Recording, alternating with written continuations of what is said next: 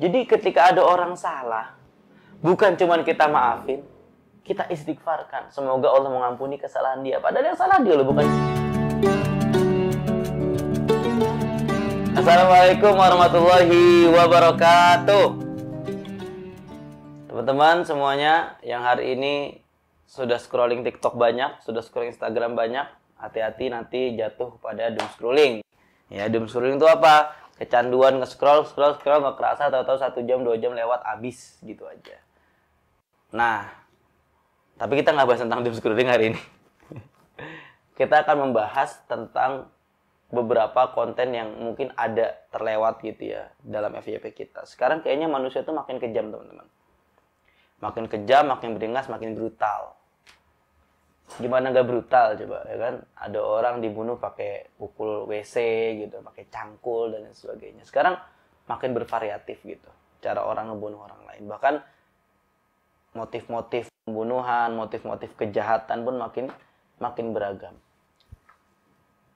Mengingat pada sebuah kekejaman sifat dan sikap manusia itu, di sisi lain ada yang mungkin tidak sampai pada tindak kekerasan, tetapi sama jeleknya keangkuhan, kesombongan gitu ya. Kesombongan yang mengakibatkan merendahkan orang lain dan lain sebagainya. Ini diingatkan dalam filosofi Jawa itu Suro Diro Joyoningrat ya. Lebur dining pangastuti.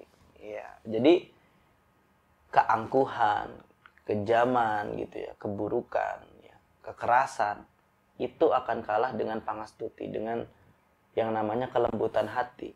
Makanya wajar kalau misalkan keluar ya atau viral quotes-quotes seperti motivator seperti perkataan mengalahlah sampai tak ada yang bisa mengalahkanmu.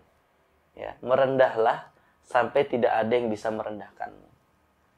Kenapa? Sebetulnya keburukan dan keangkuhan ini asalnya adalah dari jiwa manusia yang membutuhkan pengakuan, jiwa yang selalu ingin terlihat terdepan gitu kan. Ya memang manusia itu setidaknya dalam dirinya memiliki 5 aspek ya. 5 aspek. Yang pertama itu aspek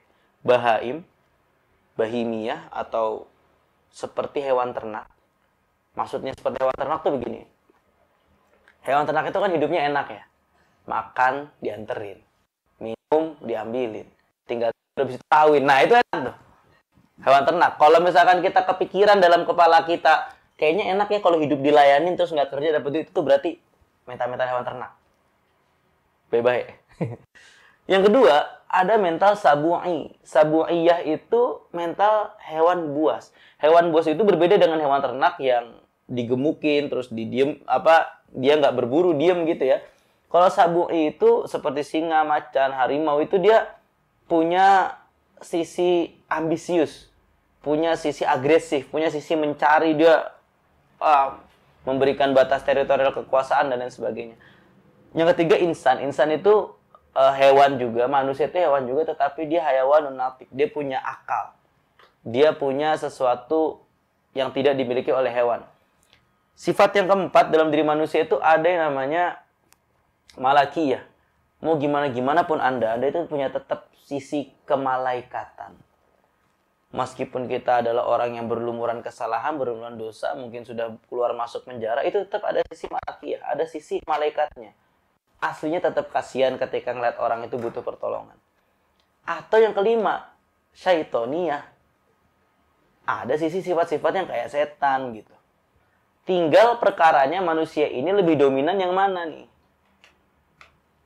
Kalau misalkan dia udah sombong, ya, angkuh, ya, terus merendahkan orang lain, gak ibadah pula, berarti dia dominan apa? Sabu'iyah dan syaitoniyah. Agresif seperti hewan buas dan kelakuannya kayak setan. Ada lagi misalkan yang mungkin dia diem gak terlalu agresif tapi nyolong gitu. Ya berarti bahaim dan syaitoniyah. Jadi tinggal kita pilih kita mau yang di mana gitu. Kalau misalkan kita yang paling bagus ya insan dan malak. Kemampuan manusia, menggunakan potensi akalnya, menggunakan potensi hatinya, menggunakan potensi ruhnya, lalu didominasi dengan perilaku-perilakunya malaikat. Nah itu kalau sudah memegang dua level ini, maka kita posisinya berada di atas malaikat. Tetapi tetap harus saya disclaimer, tidak banyak orang yang pada tahapan ini. Setidaknya kita tetap mesti mendahulukan unsur malakiyah daripada syaitoniyah. Kalau misalkan kita ngeliat orang yang udah majahat, gak ibadah, udah kita, makanya istilah kesetanan itu ada tuh seperti itu ya. Kembali kepada filosofinya, ini adalah karakteristik manusia ya. Tadi 5 itu ditulis oleh Imam Ghazali dalam Kimia Us-Sa'adah. Nah, selanjutnya kalau kembali kepada Suro di Rojo Yoningrat ya, bahwasannya kekerasan hati, kesombongan jiwa itu kalah dengan pangastuti atau yang namanya kerendahan hati. Itu kita ambil saja salah satu ayat Al-Quran, walau kunta faddan ghalidhal qalbi lan faddu min hawlik fa'fu anhum wastaghfir lahum wasyawirhum fil amr. Al-Quran memberikan satu pertanyaan atau memberikan satu pernyataan, kalau misalkan Nabi Muhammad diutus dengan hati yang keras, pasti nggak akan ada orang di sekelilingnya. Kenapa? Karena manusia itu nggak cocok sama orang sombong. Manusia itu nggak cocok sama orang tengil. Orang tengil, orang sombong mesti nggak punya teman, dijauhin. Makanya kalau orang yang rendah hati, orang yang baik, orang yang dia welcome dan sebagainya, dia akan punya banyak teman. Dia akan punya kehidupan yang selaras gitu. Selaras dalam artian bisa berdampingan dengan orang lain, bisa hidup bersama. Andai kan Nabi Muhammad keras, misalnya mentang-mentang punya doa ya, doa yang makbul kan dikulin Nabi da'watul mustajabah. Setiap Nabi kan punya jatah doa makbul. Asal diisengin dikit didoain, ya Allah semoga orang itu kena azab. Oh, kena azab semua itu yang ganggu Rasul. Jadi orang mendatangi Rasul bukan karena cinta, tapi karena rasa takut. Jadi kalau Anda merasa banyak yang mengikut Anda meskipun Anda sombong, mereka bukan cinta, mereka itu takut dengan Anda. Segan.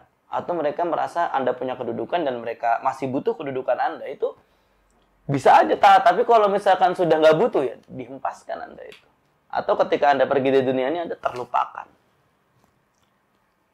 Makanya ketika pangastuti dalam diri kita diasah, kerendahan hati kita diasah, ya kita akan apa tadi? Seninya, fa'fu anhum. Kita akan bisa memaafkan kesalahan orang lain, memaafkan kesalahan diri sendiri, mengampuni yang namanya kekhilafan-kekhilafan masa lalu. Wastaghfir lahum, dan mohonkanlah ampun. Jadi ketika ada orang salah, bukan cuma kita maafin, kita istighfarkan. Semoga Allah mengampuni kesalahan dia. Padahal yang salah dia loh, bukan kita. Wasyawirhum fil amr. Bermusyawarahlah dalam satu perkara. Gak boleh semuanya tak ambil keputusan sendiri. Gak boleh semuanya yang namanya semaunya sendiri. Gak bisa. Karena apa? Karena kita itu hidup berkoloni, bersosial. Kalau misalkan keputusan, ya semoga yang terambil adalah keputusan yang terbaik yang disepakati mayoritas. Tetapi juga perlu saya garis bawahi di sini, kesepakatan mayoritas bukan berarti juga lewat voting saja gitu. Suara terbanyak enggak gitu. Kesepakatan bersama itu mesti ditentukan oleh orang-orang yang punya satu kompetensi. Jadi kesalahan voting itu terkadang orang nggak punya Orang nggak punya kompetensi ikut milih. Nah itu repot. Karena apa? Karena dia akan disetir oleh orang yang punya kebutuhan, orang yang punya kepentingan gitu ya. Jadi wasyawirhum fil amr, itu aspek musyawarah itu mesti orang-orang yang kompeten, orang-orang yang tahu lapangan, orang-orang yang tahu duduk permasalahannya, sehingga mereka saja cukup yang memutuskan. Yang awam, yang tidak tahu apa-apa, yang tidak tahu banyak, ikuti orang-orang yang lebih tahu. Ya, itu wasyawirhum fil amr. Sehingga pangastuti Rasul, ya, kerendahan hati Rasul, lalu kesabaran Rasul, itu membuat banyak orang jatuh hati. Ya, tercermin dalam misalkan ketika Nabi menyuapi seorang Yahudi sudah tua, ya Nabi dicela, Nabi dicerca dan lain sebagainya. Tapi sepeninggal Nabi diganti peran itu oleh sahabat. Nenek ini merasa tidak nyaman, dan ketika dia tahu bahwa yang dia hina adalah orang yang menyuapi dengan lembut itu, dia menyadari bahwasanya oh ternyata selama ini saya yang salah. Jadi tidak perlu kita mengkonfrontasi kesombongan dengan kesombongan, mengkonfrontasi kebencian dengan kebencian gitu. Letak hati manusia itu adalah urusannya Allah. Sehingga kalau kita dibenci, tidak disukai tanpa alasan yang jelas misalkan, ya sudah biarkan saja, biarkan Allah yang melembutkan hatinya nanti. Makanya sampai diberikan nasihat itu sama Rasul, Habib, habibaka haunan ma'asa ayyakuna bagiduka yawman ma.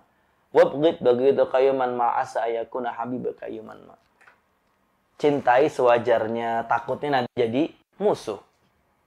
Ya, benci orang juga sewajarnya, takutnya nanti kita butuh ternyata dia nolong, malah dia jadi orang kita paling cinta. Jadi serba biasa saja. Biasa saja, tidak perlu angkuh, tidak perlu sombong. Seangkuh-angkuhnya kita itu loh.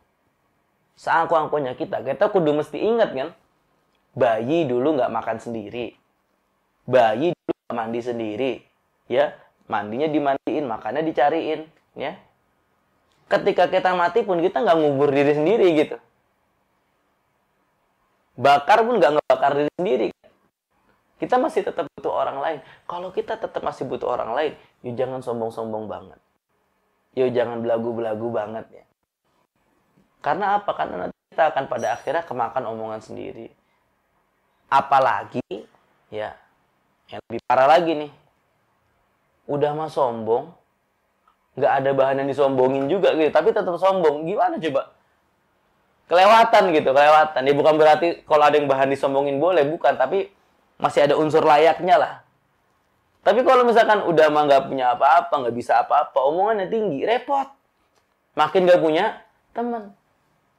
Ya. Jadi seperti itu. Kalau secara perintah agama tetap kesombongan itu ada sesuatu yang dilarang, ya tidak boleh. Harus rendah hati, harus sabar, harus menerima, harus syukur. Perkara sulit atau tidak sulit, semuanya butuh latihan. Teman-teman yang mungkin aktif nge-gym ya, ketika bentuk otot-otot baru saja, itu kan ada latihannya, ada sakit-sakitnya dulu. Tapi di saat itulah otot kita sedang membentuk jaringan baru gitu. Butuh dilatih, butuh ngangkat barber dulu, butuh nyut-nyutan dulu. Apalagi kalau misalkan lagi sholat gitu ya, tiba-tiba meruku, ngek gitu, kerasa. Itu artinya lagi ada pembaharuan dalam tubuh kita. Dan proses transisi kita dari orang yang pemarah, orang yang mungkin tidak sabaran, orang yang mungkin suka merendahkan orang lain, menjadi pribadi yang soleh itu juga butuh transisi. Peregangan jiwanya misalkan diawali dengan kata-kata teman-teman yang mencela gitu, yang meledek gitu. Tumben biasanya begini begitu. Tumben biasanya gini gitu. Itu bagian daripada peregangan hati kita tuh. Pelan-pelan tipis-tipis melakukan kebaikan. Nah, kira-kira seperti itu ya. Surodiro Joyoningrat ya. Bagaimana kesombongan, keangkuhan itu akan kalah dengan pangastuti, dengan kerendahan hati. Wassalamualaikum warahmatullahi wabarakatuh.